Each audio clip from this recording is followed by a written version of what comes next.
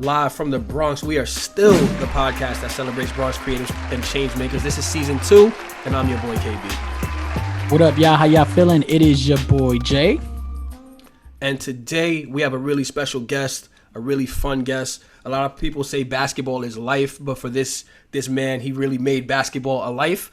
We are sitting down with Roman Perez. He is a basketball player, an actor. He's the founder of Dudo Baez Youth Basketball Academy, and he was recently featured in the feature-length movie Boogie. Roman, how you feeling, brother? Feel really good. Thank you guys so much for having me on. For me, it's an honor, and I'm just thankful for this opportunity. Yo, for sure, man. I'm excited to talk, man. You've been killing the game for some time. You got your hands in a lot of different spaces and really making an impact on the community. So I'm excited to learn more about all the work you're doing and letting our audience know that too. But before we dive super deep into all of those dope things, we always like to get a sense of who it is that we're interviewing, like just who you are and letting the audience learn a little bit more about that. So how do you identify? Well, I am currently a almost 12-year professional basketball player. Um, I've played in 11 parts of the world, countries. Off the court, I'm a coach, mentor, trainer. Anything that has to do with the game of basketball, that's me. I love helping others. I love being a part of just watching other people grow in their lives, in their walks. I am also an actor. Been acting for the last 7 to 8 years. Nothing crazy big, but I feel like doors will just keep opening. And I'm a father and a husband, 2 beautiful daughters, and yeah, that's me. No doubt. So there's a lot that you kind of talked about in there that we're gonna unpack throughout the episode, right? Being a husband, father, actor. We're gonna talk about that. That's actually really exciting. So there's actually one distinction you have from most of our guests, right? So most of our guests are just straight Bronx through and through, right? We have a podcast that celebrates the Bronx, but you had a different trajectory. So I know you live in the Bronx now, but you were actually born in DR, raised in Brooklyn. So I guess tell us a little bit about your childhood, your upbringing, and what is your current connection to the Bronx? Okay. Yeah, so I was born in the Dominican Republic. My mother and my father was also born in the DR. Um, at an early age, before I was 1 years old, I came here to the United States. Well, we came here and grew up in Williamsburg in Brooklyn. Actually lived there for about 25 years. When I met my wife, girlfriend then, Jennifer, um, we decided that, I think we thought it would be a good idea if she lived like near her family. Her family grew up here in the Parkchester, Castle Hill area in the Bronx. And honestly, I needed something different than just Williamsburg. So without hesitation, I said, sure, let's do it. And I don't regret it. I actually love the Bronx. It's taking me away from, I won't say the negative of Brooklyn, because everywhere you go, you're going to see positive or negative, or positive and negative. But it just created that space for me to focus more in my life, where I can make my moves and not everyone know in my neighborhood or my hood how you say, oh, the next thing that he's gonna do. Just leaving Brooklyn helped me focus um, in my life. And not only that, that I had my daughter, my first daughter, Leah. So it has definitely helped me and reshaped me in ways that I've never thought it would. Yo, Brooklyn, y'all heard that, right? Just so y'all know, the Bronx this is the place to be at. Stop sleeping on us. You heard what he said, even though he didn't say it like that, but still, that's what he means. Yo, Roman. So mad random question, right? So you met your wife while you were living in Brooklyn. How did that happen, right? Like somebody in the Bronx, somebody in Brooklyn. Like, where did y'all meet? So I went to Hostos Community College in the Bronx. That was my second college. My first college was in Utah, in the state of Utah. I was there first, and then when I came back to New York, um, I met a coach in Brooklyn at a workout, AAU workout, and I needed a school. My grades from Utah wasn't all that great, So, he said he knew a coach at Hostel Community College, Coach Holford. And I said, hey, I know the coach there. That school allows students with, not such great, grades to just transfer right away. And I said, all right, let's do it. The commute of, just 45 to 1 hour from Brooklyn to the Bronx, no, I was going to take that risk, but I did it. And then, what was it? Half of the year, that's when I met my wife, then my girlfriend, 2005. Gotcha. Hold on. You just said you were in Utah. You went to school in Utah. That's where you started at. We can't just blow past that, right? So, first of all, how'd you get to Utah, and what was that experience like? Like, tell us more about that. All right. So, again, I love Brooklyn. I love Williamsburg. I'm actually the current commissioner. In my hood tournament over there, Rodney Park is like one of the biggest Brooklyn tournaments of all time. Right now, we're the Toon Squad court, dedicated to the Toon Squad Space Jam movie that's coming out July 26th. So that was crazy. We're the only court in the world that has Space Jam on the floor, like all designs, Tweety Bird, whatever. But I come from a neighborhood where I was picked on, I was bullied, and every court that I went to, in Williamsburg, there's like every 3-4 blocks there's a basketball court, and I can literally say, growing up, in every court that I went to, I was bullied on. So I didn't play um, school basketball from 6th grade all the way to 12th grade. I got cut all those years. Um, my parents didn't let me go on the street. In the 90s, Williamsburg was type dangerous. And I respect my parents and I love my parents for that, for now allowing me and my brother to just be influenced in the parks late night, whatever it was. We was always home. But because of that, the other kids had an advantage that their skills were higher than mine. So when it came to these tryouts in elementary school, middle school, and high school, it was getting cut after cut and getting cut every year. But it only brought fuel in me to just continue to work hard. I knew I wasn't good enough. That was when my mother had said, hey, your cousin, she's a guidance counselor in Utah Valley State College. Do you want to go to Utah? And I was like, sure, why not? So I Googled the school. At that time, that's when. Go Hold ahead, go on. ahead. So before you started to Google the school, you were just like, Utah sounds good. Let me just, I'm saying, see what's going on over there. I'm getting cut in New York left and right. Let me see if I'm gonna get cut in Utah. I'm like, you know what? Let me. Had nothing to lose. I had nothing to lose. I mean, you know what? My parents love me so much. I knew that if I go, I'm gonna come back, back to square one.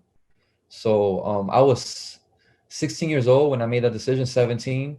That's when I actually started really playing basketball at the age of 15, 16. So I knew that getting cut every year was because, listen, I only play ball once a week, 1 hour, 2 hours on a Saturday morning, pickup in a court. How am I gonna get better playing with a sock and a vase, 99-cent basketball little rim in the room when I want my brother? How am I gonna get better doing that? Like, really? So I knew within myself, like, yo, I need to train, I need to practice.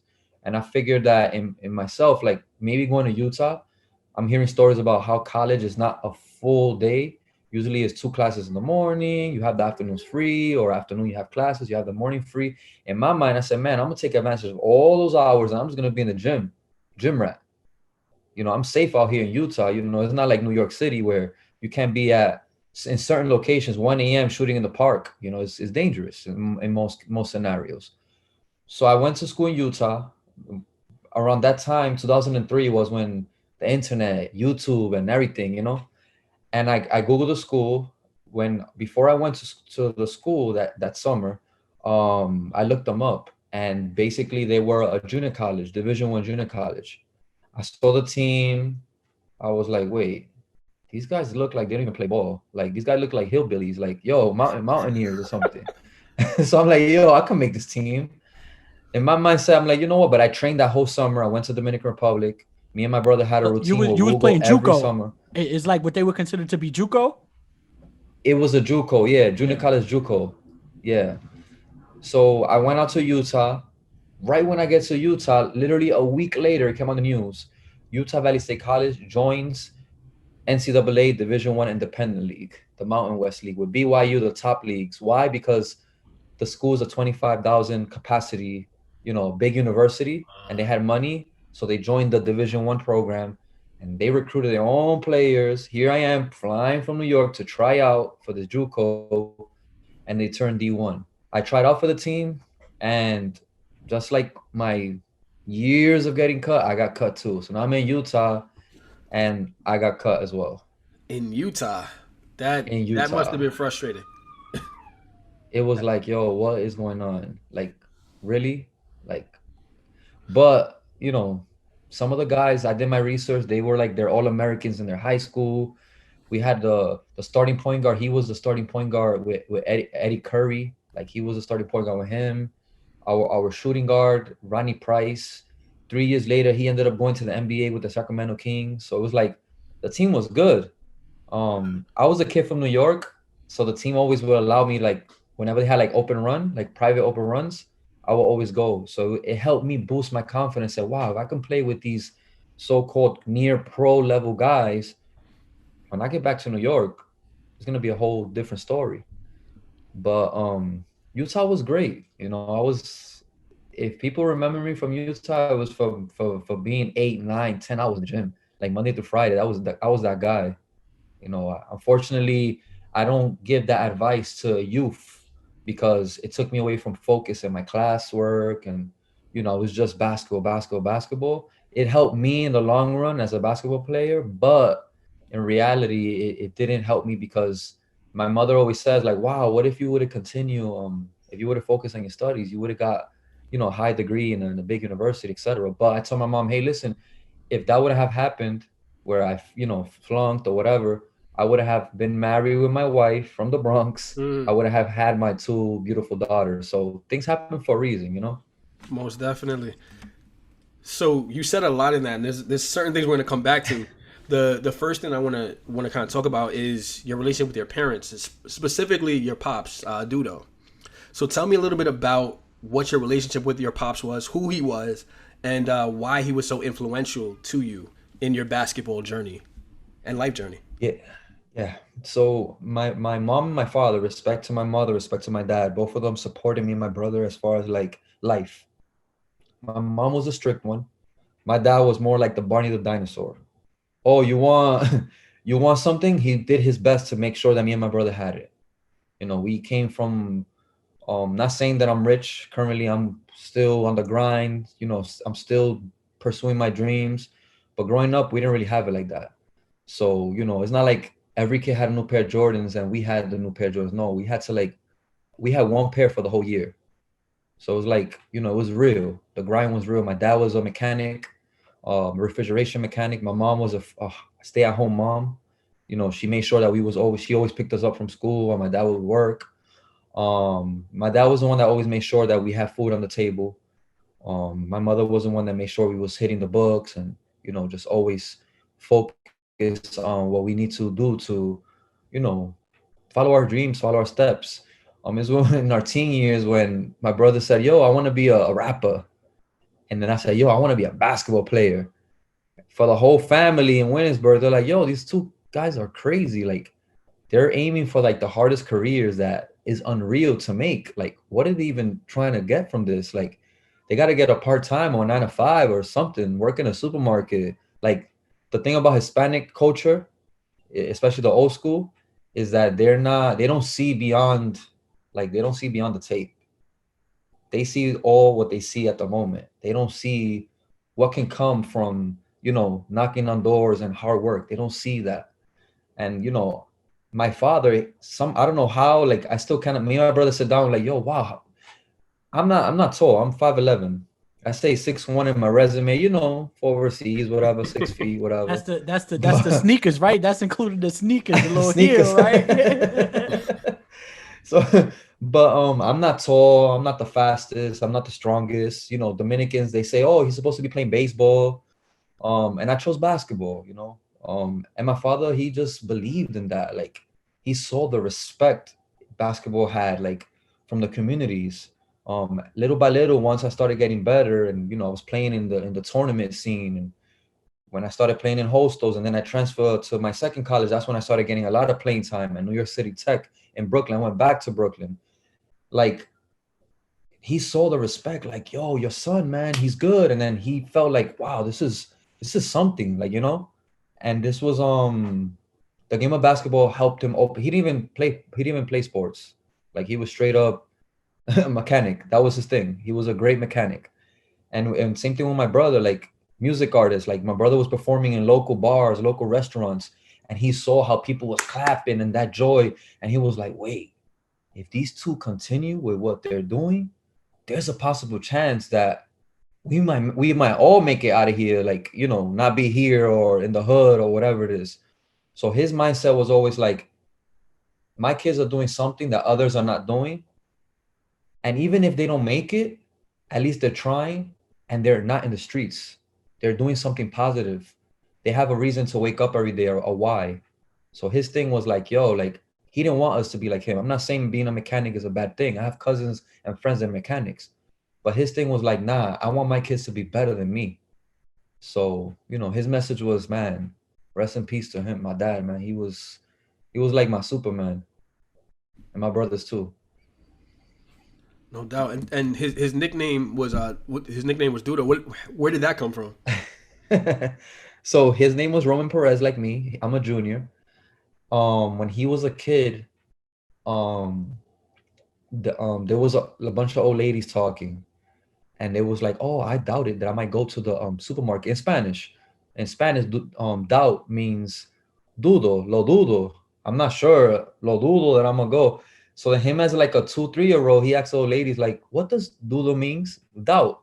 And then every time the old ladies would see him, they'll be like, oh, it sounded cute for a little 2, 3-year-old kid to be like, oh, dudo.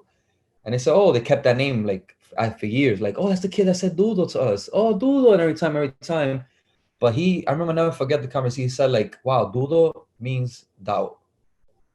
And for many years in his life, people doubted him. They was calling him Doodle. They thought his name was like so cute. So every time they saw him, they're like, oh, the Doodle kid. That's the Doodle kid.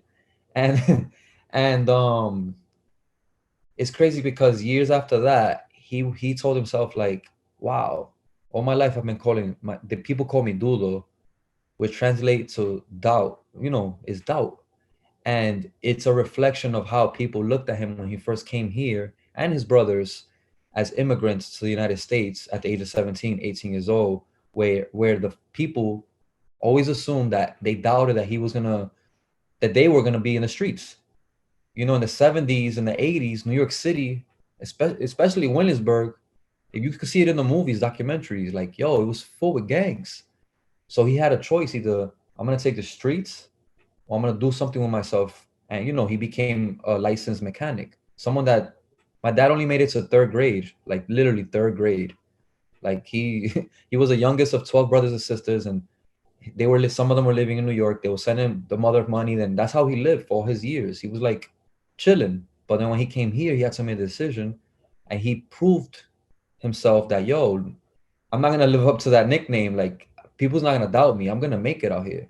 So I feel like that name is not just, I know it means doubt, but it's just a reflection of his life also.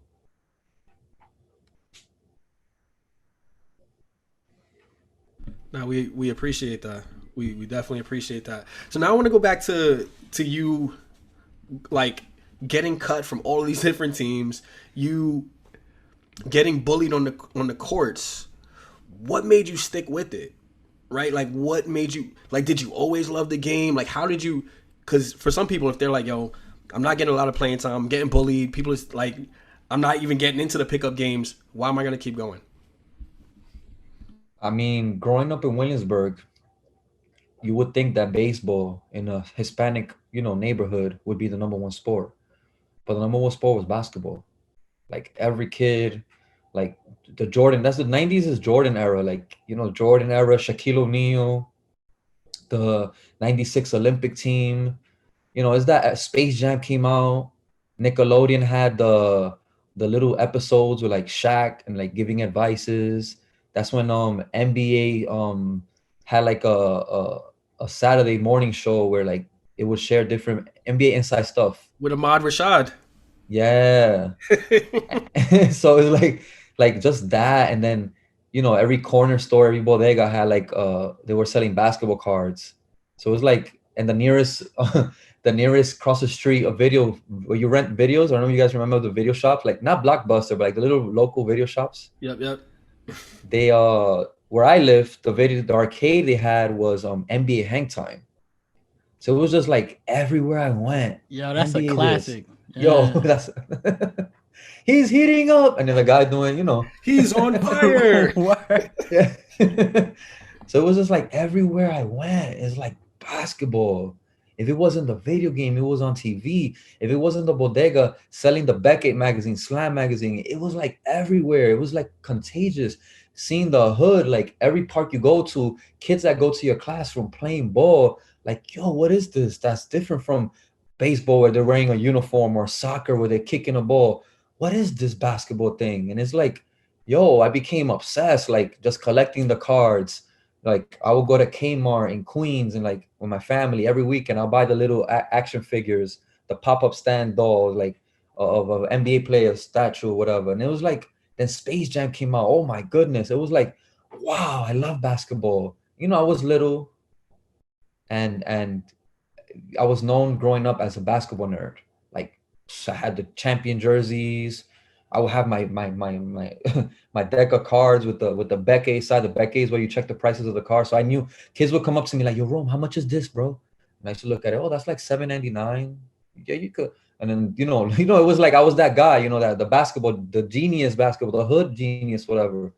And I just loved the game so much, man. And me and my brother would always like roll a sock and play in a vase 1-on-1. The 99-cent hoop, just go at it. Me and my brother like make mad noise in the apartment. And I knew inside of me, like, man, when I get the chance to finally go out, because the thing is that kids, they grow up playing. Like you go to a park right now, it's rare that you see 7, 8 kids passing doing drills. All you see is kids playing 3-on-3, 5-on-5, without stretching, sometimes eating junk before. Like it's just straight into it. And you don't see improvement in that. Like you don't see, it's rare again to see you pass by a car and you see shooting drills or dribbling drills. Yo, you know what's interesting about that real quick? Like I grew up here in the South Bronx, and it was the same thing growing up, like what you described. We played ball. That was the thing we did. And when it snowed, we had to get enough snow on the concrete so that we could play tackle football. So you don't get injured crazy, but that's the one time we would play football. Everything else was basketball. And to your point, you just made me think about like, yo, maybe like COVID, like last year during the COVID summer, I went to play ball on 86th Street in Central Park with my homie. And when we get there, you actually saw one of the courts, people was running drills, but it was like the high school white kids that had a little money to pay for that one-on-one coach, but they was whack. But they had to, because you just sit there and watch for like 5 minutes and you're like, yo, they trash. But they got the money to pay for that one-on-one coach. And when you go to the hood, it's exactly what you said. You eating Oreos and drinking soda, you get on the court, and instead of drinking water after, you drink more soda, and you keep playing, right? Bro, Doritos and Sprite. Doritos and Sprite, word. And so it's so interesting. I didn't really think about that. Like I didn't draw that connection until right now as I'm listening to you talk, and it just made me think about that. I'm like, wait, hold on, you're right. Nobody in the hood running drills. Yeah, and it's crazy because you guys know Slam magazine, Slam? Yep. Of course. Yeah. It's like the basketball Bible. So it's like, like, yo, that's like basketball that has, and before Slam in the back, like the last 3 to 4 pages used to have like a jumping program for sale. They used to have like a book manuals where you can learn how to shoot. Like all these things, like it's like the low key, the important part of Slam was in the back. But I was always the first one to see when I get the new Slam. Oh my God, let's see what they're selling now. I remember one time they had the Grow Taller bottle. I don't know if you guys remember that. It was like an ad. It said Grow Taller, like $39.95. I had bought like maybe 5 bottles. It didn't work for me. But my dad was like, yo, you think it works? I'm like, yeah, I don't know if I took it right. I don't know. But yeah, Slam always threw shots like as far as like how to get better. And I was like, wow, man, you know what? When the time is right, I'm gonna have all these books. I'm gonna have all the elbow shooting thing and the jump soles and everything. And I'm just gonna train mad hard because I want to play ball. But this is like me thinking 10 years, 15 years. Like my thing was to play ball and get respect from my hood. I never said, oh, I want to play ball, play in the NBA, play overseas, play here, play there. Nah, that wasn't my goal. My goal was to be a good basketball player where I can go to the park and yo, I got him. I got next. Like I'll literally go to the park with my ball, my basketball, and those would be like, yo, Rome, let me see that. And I'll pass it. This was like before I started like really playing. And I'll literally be in the park for 3-4 hours, letting dudes play with my basketball. And when they're finished, here, bro, and I would leave because I felt like I was part of it just by doing that. But in reality, I wasn't because, it was just like them bringing me down. And when I first started Yeah. like trying, that's when it was bad. It was like everywhere I went, yo, you're whack, you're trash. Like stick to being the basketball nerd. Like, yo, what are you? Because they saw the love that I had. Like when I would play, I would like, I don't know what I was doing, but I was, I love the passion, and they just they thought they looked at it as something funny. Yeah, you was But that. You was that kid. You was that kid on the court that like I would hate to play against because the defense, right? Like you're so passionate about it that you just own the person playing defense, and in the hood, you're like, yo, get away from me. Like, you know what I'm saying? I'm just trying to shoot whatever. You know what I'm saying? But that's nah, funny, man. And Matt Randall, Kevin, I know you about to jump out. I'm gonna shut up. I'm gonna shut up after this. I nah, you good, promise. you good. But you ain't never take the ball back. Like, you know what they got. They playing with your ball for like 4 or 5 games in a row. You ain't never get mad, but you know what? Give me my ball. I'm going home because it's the only ball on the court. You know what I'm Nah, saying? They get mad. I felt like because remember you young, you don't know better, I felt like I was cool. Like, yo, they using my ball, man. That's what's in my mind, I'm like, that's what's up. They're using my basketball. And I'll get home, man, late sometimes and get in trouble because of it. Like my mom said, be in the park for an hour. And sometimes I'll be out there 2 or 3 hours and I'll get home late.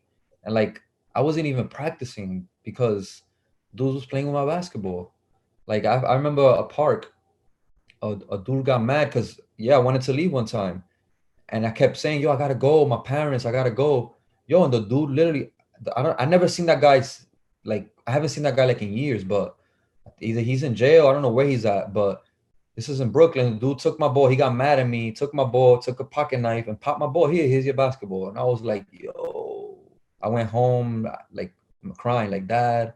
We went back to the park. We couldn't find the guy, whatever. I was like, Pa, don't worry, because I don't want to get beat up or anything. Don't worry about it. My dad got me another ball the next day, but man, it was hard, man. Like my first tryout, that was the most embarrassing one. Well, my second one, seventh grade, middle school. It was tryouts. I went in jeans. Remember, I didn't know you had to wear shorts. You had to wear basketball shoes. I didn't know about that. Like, come on. So I went in zapatos, church shoes, like church shoes and jeans to the tryouts. And right before the tryouts even started, like they lined up all the kids against the wall. And he said, the coach was like, I'm gonna cut someone right now. This person is disrespecting the game of basketball. How dare him? And then he went like this. And then he going like this. How dare him wear church shoes to my gym so he can mess up my floors? And then I go like I'm standing like this and I go like this. I'm like, and I looked at everybody and I'm like, oh crap, he's talking about me. As a kid, I'm like, oh man, he's talking about me. And then he goes, go home. And I was like, but I want to try out. Oh, you're talking back to me? Go. And like the kids didn't laugh, but you hear when I was walking out and I went to get my bag in the locker room, you hear the and it was like a whole year. They were like calling me the Zapato kid. So it was like, it was bad. It was like, I was hurt. But again, I didn't cry about it.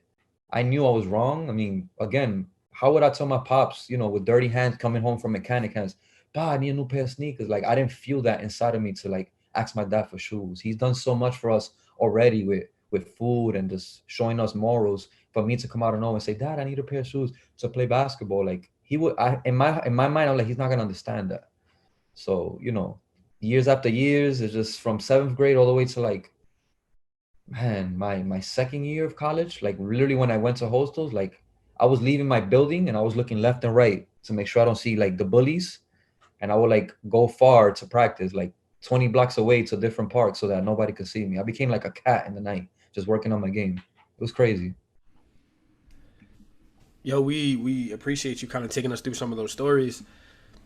So a question for me, did you?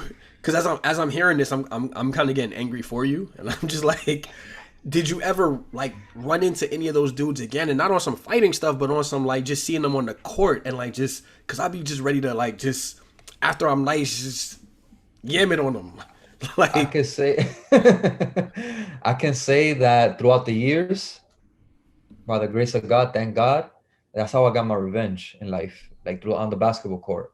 Like 50, 60 plus bullies, haters, whatever you call it, whatever the word is for them, cool brothers, they follow me now and they the ones that are like, yo, keep doing your thing. And it's like I be deep down inside, I be like, wow, man, this is crazy. Like, yo, if I would have told young Roman, like, yo, bro, chill, don't go home crying, relax. You don't need to do those 25, 30 push-ups after eating papita chips, being angry, whatever. Like, yo, relax. Don't argue with your mom because you're taking all the frustration on her, like things like that. Like my young Roman would have looked at myself like, yo, like, who are you? Like, that's not gonna happen. Because I thought it was a forever thing. Honestly, like it felt like that was gonna be forever. That I was gonna be bullied, teased on forever. But things in life is just like unreal, man. Like it's still like just even talking about it is unreal. they say success is the greatest revenge. So keep shining, keep shining. I'm glad that your haters follow you on IG and on Twitter, and they're not doing what you're doing. So let's talk about Definitely. the career, man. You played all around the world. So how did you become a pro? I think a lot of times people in the hood think that they're all gonna go pro, but you were actually able to do it. So talk to us about how that happened and where some of the places you played. Yeah, so after Hostos Community College, I didn't have a good season. That was like literally my first official like uniform. Remember, I got cut in Utah. I go to Hostos. My credits from Utah didn't transfer to Hostos, so I had to sit out for another year. So instead, I just worked on my game. I met some coaches along the way, great coaches, Sean Kennedy, Elvis Montero, Coach Tippy, legend, um, street ball legend, Babito Garcia, Blackjack Ryan. I met these people along the way. Like once I was in Hostos, remember now I'm 18 years old, 19. Now my mom trusts me. So I did my research. Where's the local run at? Where's the local gyms at? Where's 25th Street Gym, the 14th Street Y? Like in the summertime, yo, this guy has a workout. I was there. Boom, boom, boom, boom, boom. So the point where I was getting home shaking from so many workouts and pickup runs that I was going to. Um, I transferred to New York City Tech after Hostos. I didn't get no schools like recruits from JUCO. Usually when you go JUCO, you expect to get recruited. I sat the bench at Hostos. I don't blame the coach. We had a great team. We went to the nationals that year, the junior college nationals. Um, I started getting playing time towards the end of that season. Unfortunately, during a practice, I broke my nose 2 times, 2 different practices. Um, but we went to the nationals, and in the last game that we had, we was beating a team by like 40, and the coach put me in for like 15 minutes. I didn't score, but there was a coach there from City Tech, and he saw me and he was like, "Yo, I want you to come to my school." I went to his workout. He had me playing 3-on-3. I was working on my game like crazy. My wife was pregnant with my oldest daughter now, so I said, "Yo, it's now or never. You're about to have a kid, man. That's it. All that you gotta focus for real now." So I was like, after hostels that spring, I was just like, yo, in the gym, weight room. Now I have the access. I'm in a college. I have the access. Gym, park, gyms. Yo, there's a workout here. Boom, I'm there. I was gym rat, OD, next level. And I already had that from Utah. Like seeing Ronnie Price, he made it to NBA from Utah. This dude was literally in the gym 7 to 8 hours, 2 hours weight room, 2 hours shooting, 2 hours team practice. Like seeing him on the low, like, yo, he made it to the NBA. Like, and he was focused. I think if I can do that, now that I want to make it to the NBA, I think I can get to that level. And yeah, when I transferred to New York City Tech, um, before, I played a 3-on-3, I went at some dude and I just, oh my goodness, I couldn't miss that day. The coach was like, yo, we want you.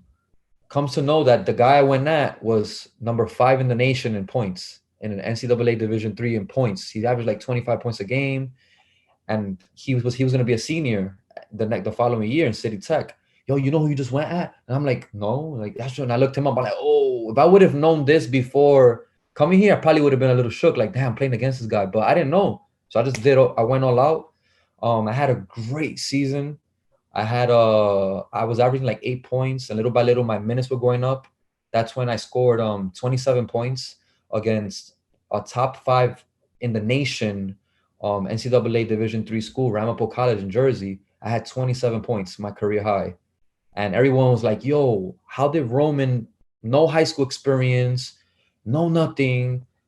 In Hostos, he played like 2 minutes a game. Now he's at City Tech. He scores 27 points against Ramapo College, nationally ranked team. And then from there, I was in the scouting reports, blah, blah, blah. And then that's when, the circuit in my country, in Dominican Republic, like, yo, there's a kid from Brooklyn. Like, yo, he plays also in his hood tournament on Rodney Park. Yo, last summer, he averaged like 30 points a game. Yo, let's give him a chance. And that's when I started meeting people. Okay, this guy has connections for this part of DR. This guy has connections for this part of DR. And I just film. From there, I just started filming everything and sending it to the agents. Boom, boom, boom, boom. Then in 2009, there was opportunity for me to go to play in Dominican Republic for a development league, a professional development league. I went out there. I didn't do so good. But during that time, I had made connections in Spain through street ball. This is crazy. Through street ball, Babito Garcia, he introduced me to this person, then that person. My Japanese friends, they inspired me because they was always on the grind.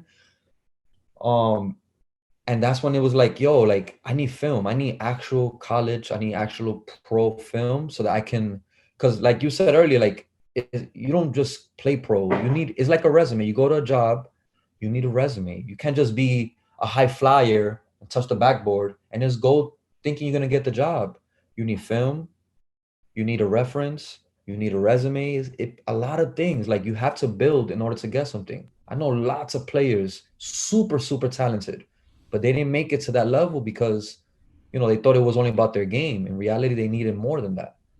But Can you also, I'm sorry, yeah. real quick. Can you also? No, you're good. Because I coach girls basketball. Jay always laughs at me because my team has struggled in the past. But shut up, Jay. Yo, those bullies. What those age? bullies.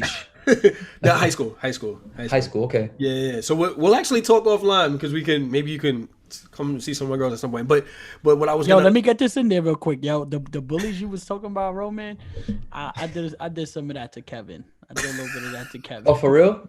Yeah, as a coach, Kevin today as an adult coach. Jay, so shut up. You can make fun of me as a coach, but Jay, come see me on the court. Don't. Oh. But, you know the ones that talk a lot, they really don't got game, right? But if you could talk a little bit about the attitude, and the reason why I asked is because I've seen people who are really talented, but like they just don't get along with coaches, right? Or they just don't get along with their teammates, and they think they're just better than everybody else, and just really have this.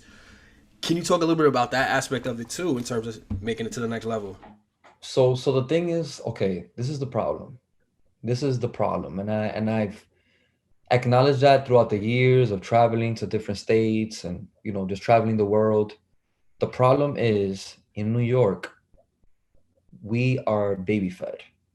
We play in a tournament, we play in a local pickup game, we come out of there scoring 30, 40 points in a tournament or whatever it is, and automatically we feel like we have a title. Oh, I just scored 30 against that person and that person, this, and that. No, we should not take things as a competition. We have to look at ourselves in the mirror and try to be better than ourselves, not try to be better than the next person. Sometimes especially as a coach, you might trust a kid more than another kid or a student more than another student, and that student or even that parent of that student might get offended, not understanding why their child or whatever it is are, so it plays a big part, that the love is like the love is there, but the appreciation is lost. People who have so much talent, yo, like they would to your point, the dude that's leading, scoring the nation, the dude that's leading an assist, just getting baked, but nobody's ever gonna know the person because they don't get no playing time. They don't get along with the coach. His attitude, grades aren't good. Like, do you do some of that? So that's my intention. I want to do it. I've been offered, because the thing with me, I work at a school right now. So at my school, I presented a book. I have a book, a children's book that I released in 2014 when my father was alive. Um, by the grace of God, hopefully I can start maybe this year or maybe next year to finish it. It's not finalized, but I presented it to my school because, I wanted to go school to school and like share my story. Because the thing about it is, you know, my story is the story, I would say underdog, but it's a story of that no matter, it doesn't matter what the next person says about you. Like what matters is that you feel worth. You know what I mean? What matters is that you understand that if you dedicate yourself to whatever it is, then you can accomplish that. So to answer your question, yeah, man, I mean, I would love to, I want to, and I just want to be an impact to whoever hears my message. Right, you just spoke about the tournament. Y'all got the only court with the Looney Tunes on it, right? For the new Space Jam, featuring LeBron James, and gotta throw that in there. So tell us a little bit more about so the tournament that you host and some of the work that you're doing too. Yeah, so I mean, right quick to resume from earlier. So yeah, so I started Dominican Republic, and then from there I started minor professional leagues here in the United States, EBA, ABA, APBL. I even got NBA D League workouts, which was unreal. I trained myself so hard to get an invite like that, which was like 3 times, and it was like crazy. I messed up my chance. I messed up my chance for the NBA, my one-time shot, because I couldn't control my feelings. Growing up, I was and I still am a hardcore Kevin Garnett fan. He was my idol. Just seeing him go to the NBA, being that young kid and like tough, I was like, man, I could be that young kid in my hood and be KG. Me and my brother started basketball. Instead of working on our shooting and our dribbling, we started on a jumping program. Instead of working on the basics, we started working on hops. So here I am blocking every kid's shot when I first started, hanging on the rims and doing all these things because I wanted to be like KG. But as the years went on, um, I got a recognition in some pro summer leagues, and I had an invite to be part of the practice squad for the Brooklyn Nets when Kevin Garnett was there in 2013. And when I went to the interview, Shout out to um, the Brooklyn Nets, by the way. shout out to the Brooklyn Nets. I'm a huge Nets fan. Huge Nets. From when they was in Jersey, by the way. I need to make that distinction. From when they was in New Jersey. Okay. To now. So not a bandwagon. So 2013, and then I went to the interview. They said, "Hey, quick question. Your resume, cool." Gave them a resume. Another question. Who's your favorite basketball player? And I should have said somebody else, and I said Kevin Garnett. And they said, so you like Kevin Garnett? I'm like, yeah, I'm a big Kevin Garnett fan. And 1 second, lady stood up, came back and said, "Oh, I'm sorry. We already had the 10 players for the practice." Basically, they didn't want any fans. They wanted legit guys that was gonna come in here. Knowing me, I was like, and that's the thing. My mindset was like, yo, I'm gonna go in here. They're gonna give me a practice New Jersey Nets jersey, and I'm gonna take a picture with my favorite player, Kevin Garnett. This is gonna be epic, et cetera, et cetera, et cetera. But I shouldn't have gone in with that mentality. I blew it, but it's okay. At least I got the invite. Whatever. And then from there, my father passed away in 2014, and it's gonna lead to where the question you just asked me, Jason, and I asked him a week before he passed away. I'm like, he was in the hospital, but like, Dad, like, yo, I've been playing ball for so many years now and trying to make it happen. Like, yo, when you make it out of the hospital bed, like, we had hope he was gonna make it. He had a terminal cancer, that year. Like out of nowhere, the doctor just said, yo, he has 2 months to live. Like, wait, time out, him? Like he's well, but it went too fast, and he fought for like 6 7 months. But that last week I was like, Dad, I think I'm gonna hang it up. He was like, hang what up? I'm like, that's it. I wanna take care of you full time. I wanna be more in your life, like father and son, but we are together, father and son. You are like, what are you talking about? I'm like, Dad, that's it. I don't want to play ball no more. And he was like, look at me, Roman. And I was like, what happened? In Spanish, And then he was like, how dare you try to give up on our dream? And I was like, oh, like goosebumps through my body. And I was like, whoa. He was like, don't you ever say that. We're gonna finish what we started. And then a week later, he passed away. And then that's when it just doors like the D League workouts and D League teams, like overseas, France and like Mexico and Canada, like everything was like, I was putting in the work. I was in the park rat, gym rat, everything. Now I had nothing to lose. Like it was like, yo, that's it. I'm gonna go out. But it was just like domino effect. Like doors was just like opening. And then that's when I got inspired to in 2015 to start the Doodle Buys Academy in the Dominican Republic with our director Carlos Mignetti and my brother Jason Perez. Um, thank God the academy and just Doodle Buys, the foundation has helped many athletes stay off the streets and be a part of basketball tournaments, basketball workouts. It has provided a platform where people can have a why, a purpose. That purpose is, film. All of my tournaments, I film the games. I make sure I play with the FIBA ball, full uniforms, so that players can have that feel like they're playing professionally. Half of them are, not pros, but now they can have something where they can go back to their family, like, yo, I played in this league, like, they can have something. The academy right now is also in the Dominican Republic in two different provinces. And we're here in New York. Um, and again, it's just like playing. Like the more you do something, the more doors start opening. Like who would have thought when I first started this in 2014? Who would have thought when I was a kid that the Doodle Buys, my father's name foundation, is now in affiliation with the New York Knicks? Like, wait, like, is this real? Let me pinch myself. Like, So you're like a baller, but you're also an actor. So you were in the movie Boogie with Pop Smoke. So tell us a little bit about how that came about, and also what was it like working with the late Pop Smoke. yeah, I mean, I started acting in for real, for real. I've always acted my whole life. I loved acting, but I didn't believe myself with that stuff. Like, I was like, I don't know. My cousin, she inspired me and my brother, Mariela Encarnacion. She's actually an anchor for CNN right now. And she seen her on TV as a kid was like, yo, man, that's hot. Like, we have a cousin on TV. Like she was in a show, Spanish show called Sábado Gigante. I don't know if you're familiar with that, Jason. She was one I of the am. models. Yeah. Okay. She was one of the models in that Yo, show. that's a So classic, Kev. You ever heard of that, Kev? I, That's like generations deep. yeah, you gotta put me on. I'll definitely check it out. yeah. So she was a model in that show every Saturday as kids. Oh my God, our cousin. And that was like, man, if she can, we can too. You know what I mean? Like, yo, time out. Like, in a good way, not in a bad way.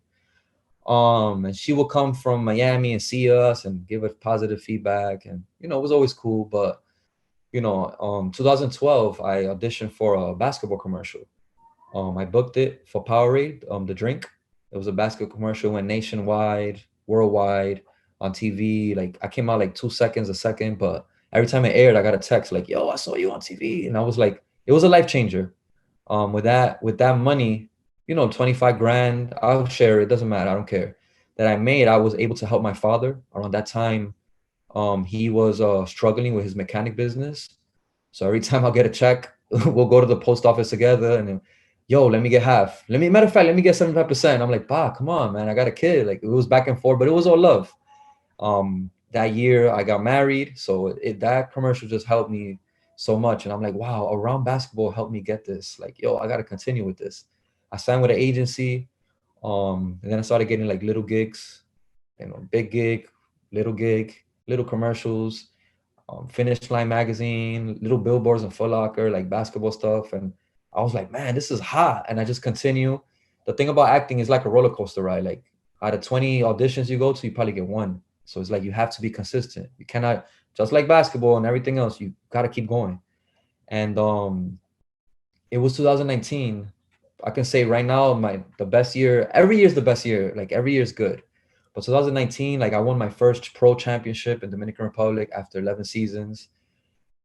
Um, I won my hood tournament, Rodney Park Championship, after 15 seasons playing. Like the whole hood was there, all the bullies, everybody. Yo, you won a chip at the age of 33. So that year was good, and that's when my boy Blackjack, streetball legend, was like, "Yo, Roman, they're doing a movie about me. You want to be in my movie?" And I'm like, yeah. And I was like, you're gonna be one of the old school. Keep your fro, don't cut it. You're gonna be one of the New Jersey Nets players from the '80s. And I'm like, I'm down. In that same set, I got booked also for Boogie, for the Pop Smoke movie. It was crazy because the first act that they had was Dave East, but Yeah. something happened with Dave East and they replaced him, and it was like, oh, Pop Smoke. And that was when Welcome to My Party came out. He still was like, his name was there, but he still was, and it was like, it was cool. I mean, he was a great guy, man. Like, we see him for the music, the music, like the videos and stuff like that, but deep down, man, he was a great person. Like, he played ball, like he played AAU basketball in Brooklyn, and just hearing his story, like, yo, like how Welcome to My Party just popped off out of nowhere, and just, on set, he was like always joking around. And the thing about it is that in the movie Boogie, if you guys seen Boogie, there's different teams. Like, there was the green team, the red team, and they put me on Pop Smoke's team, the main team, like the main, because in the movie he's like the rival of the basketball player that's playing in the movie. Um, so it's like, here I am in the main actor's team, and the other teammates, like three or four of them, they knew me. And other teammates from, not other teammates, other players from the other team, they knew me too from aside from the movie set. They knew me for like playing pro. Remember, we're playing the roles of high school players. I'm 34. I'm playing a high school, shaved, I look young, whatever. So deep down inside, I'm like the OG of the team in real life, not on the movie, in real life. So there was times where I remember two occasions, I sat down with him and I was like, yo, bro, like, after like, cause we was on set for like 3 weeks to a month, like 3 times a week, like 6 a.m. to 6 p.m. So we always spoke. Everyone spoke. Like, there was time to talk. And I never forget the time when we was there, two powerful times with Pop. The first time was we was in a huddle. In the movie, there's a huddle scene in the last game, and we just there, and in movies in Hollywood, in order to get like a 2-second clip, they got to shoot that scene like many times to get the perfect angle. So we there in a huddle, like just chilling, like just talking. Oh, sorry, Lucia. So we're just there in a huddle, and one of the guys are like, yo, Rome, yo, might as well we in a huddle, man. Yo, lead us with a prayer.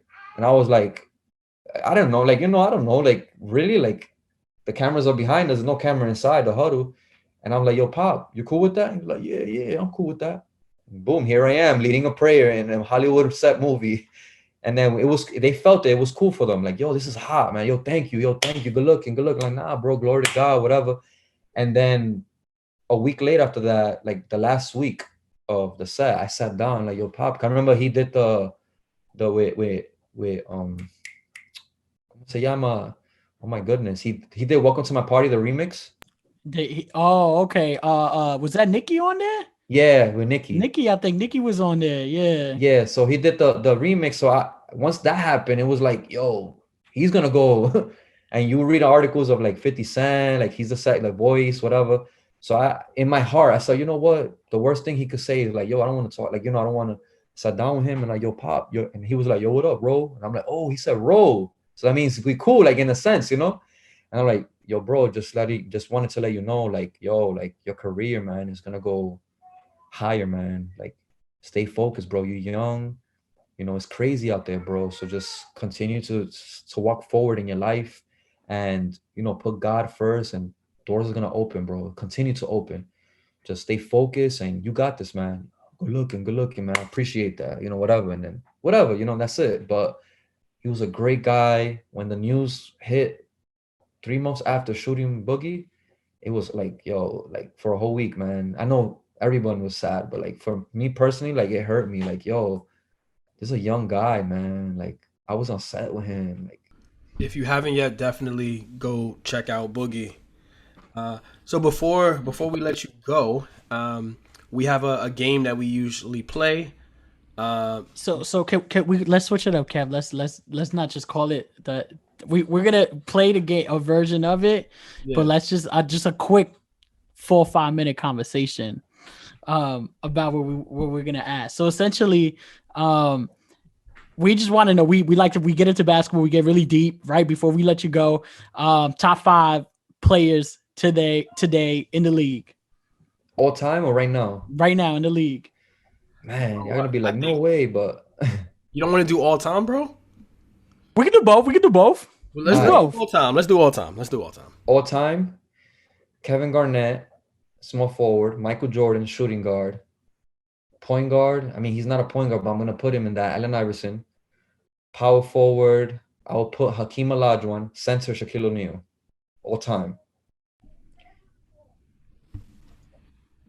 And what's your top 5 right now in the league? Right now, point guard Stephen Curry, shooting guard, Devin Booker. That's a good one. S- That's a sleeper Small pick. forward, A sleeper yes. Small forward, Kevin Durant. Power forward, no, small forward, LeBron James. Power forward, Kevin Durant. Center, hurry up, center. Oh my goodness. Center right now. Oh my goodness. I'm frozen. Oh, I won't put him as a center, but I'll put him as a center if this was like 2K or something, because I know his future is going to be great. And he's not a center. He's like power forward, small forward. Zion Williamson. pick. Really? Talking about over like a AD, Joel Embiid right now. Like, I'll put him there. I'll wow. put him there. I'll put him there. Dude could play. You know, he can play. Yeah, the only thing is from Giannis didn't make your top 5? over Giannis. Giannis didn't make your top Giannis 5? is good. Giannis is good. You know, just he cheated some MVPs, but yeah. Can you throw out your social media, please, so people can link Yes. up with you? So I'm on Instagram, Roman Perez 4. That's Roman Perez, the number 4. Also follow us on Instagram at Dudobaez, Dudobaez. We have a lot of stuff going on this summer for all ages. Giving out free basketball nets for any courts in New York City that need basketball nets. We are the net supplier. Where you can follow Live from the Bronx on YouTube, Instagram, and Facebook at Live from the Bronx. Make sure you go to YouTube and hit that subscribe button. You can also follow us on Twitter at Live from the BX. We have a website. Check us out, www.livefromthebronx.com, and shoot us an email. Let us know what you think. Leave a review. Let us know who you want to see on the show. Hit us at info@livefromthebronx.com. Season 2. We still kicking it. Still killing it. Bow.